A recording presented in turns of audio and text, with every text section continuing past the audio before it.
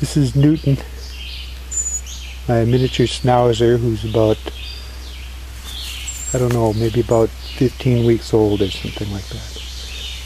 We're just about to go for a walk.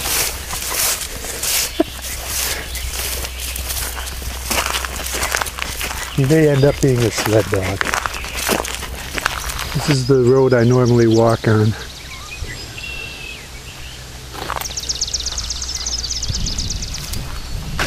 They just mowed the sides, which I think doesn't happen very often. The grass was about 3 feet tall before it got mowed.